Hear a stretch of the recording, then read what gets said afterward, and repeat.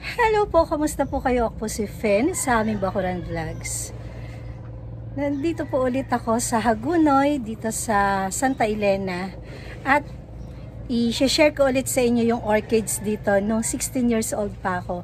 Tuwing mapupunta ako dito, gustong-gusto ko ina-update sa inyo kapag may bulaklak yung orchids ko na yun. Pero bago po tayo magsimula, sa mga bago pa lang po dito sa aking YouTube channel, paki-like, comment, and subscribe po. At huwag niyo pong kakalimutan na i-click ang notification bell para po ma-notify po kayo kapag mayroon po tayong bagong upload. Ngayon po ay October 15, 2024. Yan, nandito tayo ulit sa tabing ilog. Yung mga bulaklak dito ng father ko na kalimutan ko yung pangalan nito. Wala ng mga bulaklak, papatay na.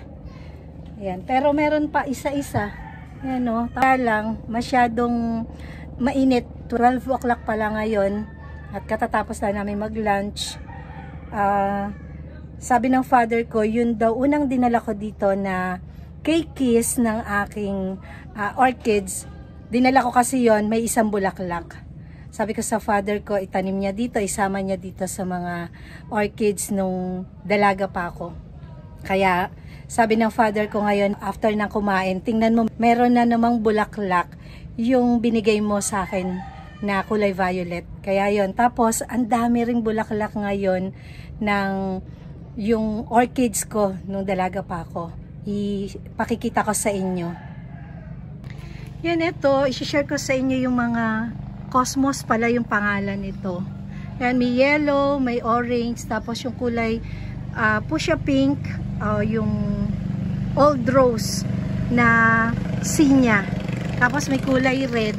Yan, pa konti-konti na lang yung bulaklak. Tapos parang papatay na yung mga dahon. Sabi ko, papalitan na lang ng iba yung hindi tumataas na ganito. Sa pangmalaking garden lang talaga kasi to. Itong Cosmos na to.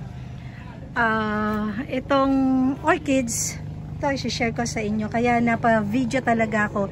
Hindi talaga ako maki-video. Kaya lang, nakita ko na naman itong orchids ko dito nung nung dalaga pa ako. Tingnan nyo naman, oh. Ayan, oh, ang hahaba pa ng spike. Ayan, parang naputol tong isa. Yun, parang naputol to. Yan, dalawa. Tapos, eto pa yung isa. Tapos, ayun pa yung isa. Ayan, kung titingnan nyo, yan, sasabihin ng iba, bakit nagtagal ng ganun katagal yung orchids na to? Kasi nung last year na sinabi ko, mga 30 years old na yung orchids na to. Ayaw maniwala na ganun ka tanda na yung orchids na to. Tingnan nyo naman po yung mga cane niya. Yan, yan yung mga unang-unang cane na nandyan. Yung iba, talagang namatay. Tapos nagkakaroon ng shoot dito sa baba. Kikis din. Hanggang sa umabot na siya ng 31 years old na yan. Yan po yung yung bulaklak. Nung isang umuwi ako, ito yung may bulaklak na nagpicture din ako dito. Kaya ngayon nga, sabi ko nga, October 15, 2024. Parang 16 years old pa lang ako noon nung unang inalagaan ko to at ang daming bulaklak talaga. Gusto ko nga na paramihin din dito yan. At eto, merong keikis din. Sabay-sabay sila, keikis, bulaklak, tsaka talaga siguro kahit na tabing ilog at may singaw ng alat dito, gustong-gusto ng mga orchids na to yung lugar na to. Talagang dito talaga ako nag-orchids noon, dalaga ako. Yan o, sa tabing ilog. Makita nyo ang haba ng spike. Doon sa akin, sa aming bakuran, sa Malolos, hindi nagiging ganito yung haba ng spike na aking mga orchids. Talagang dito ang hahaba. Gustong-gusto nila yung paligid dito kahit na maalat. Tapos ito yung isa na gusto ko i-share sa inyo na kikis lang din ng aking orchids. Ayan, ito, nung dinala ko dito yan sa father ko, ito, isang bulaklak o dalawang bulaklak lang to. Ngayon, pinagmamainam niya sa akin. Ayan, no, nagbigay siya ng 4 na bulaklak. Ayan, di ba? Ang galing. Wala yung fertilizer, basta araw, dilig araw-araw, umaga lang. Sabi ko nga sa father ko hanggang hapon, diligan din niya. Pero talagang umaga lang nagdidilig yun kasi matipid yun sa tubig. Tapos ito, may mga bago akong dala rito na mga keikis na aking mga orchids. Yan, na hindi pa na ikakabit dun sa mga driftwood na binigay nung tito ko. Yan. Ito, isa pa sa binigay ko, kasabay nitong may bulaklak na violet. Yan. Ito, meron na tong ID. Yan. Hindi ko na mabasa kung ano yung ID. Yan o.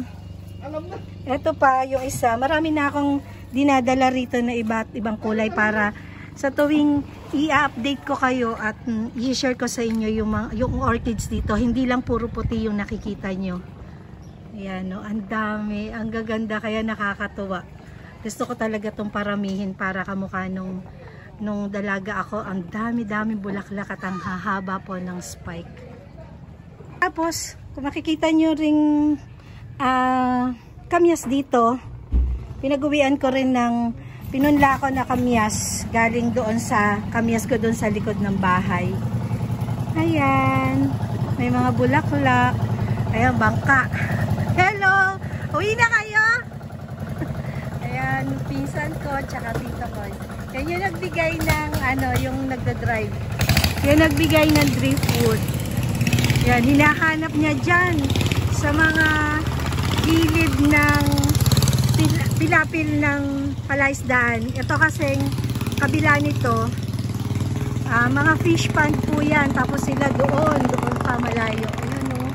Gagawi pa sila doon, parang isla yon, pero pwede ring lakarin papunta dito sa may sementeryo.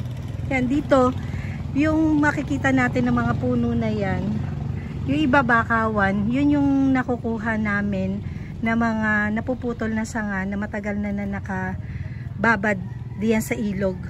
Kaya yung driftwood na yon na binigay sa akin ng tito ko, may singaw talaga na alat. Yung iba ayaw mag-alaga ng orchids dito sa Hagonoy dahil hindi raw mabubuhay dahil napakaalat daw ng singaw. Pero tingnan nyo naman to, kahit isang lang to, isang variety lang to. Yan, tapos nag-uumpisa na nga yung kulay violet na to.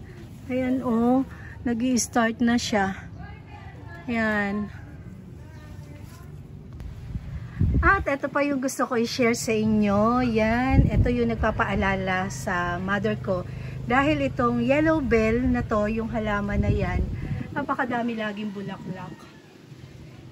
Yan, ang mother ko ang nagtanim niyan, kaya talagang hindi pinapatay ng father ko yan. Yung hanggang doon yan sa kabila doon, puro bulaklak. Kokonti pa nga raw yung bulaklak nito. Nung last week, ang dami-dami daw bulaklak nito talaga. Akala nga nila namatay na to dahil lagi itong nalulubog. Buti na lang yan, naka-recover. At tingnan nyo naman, ang ganda ng bulaklak. At ito, i-update ko rin kayo sa inuwi ko dito sa father ko na cactus. Isang piraso lang po yung inuwi ko sa kanya dito at maliit pa. Parang ganito lang kaliit. Yan o, tingnan nyo. Yan, halatang halata na matanda na siya. Dahil dyan. Yan, tuwa-tuwa din dito yung father ko, nilagyan pa niya rito sa may cottage namin ng lalagyan.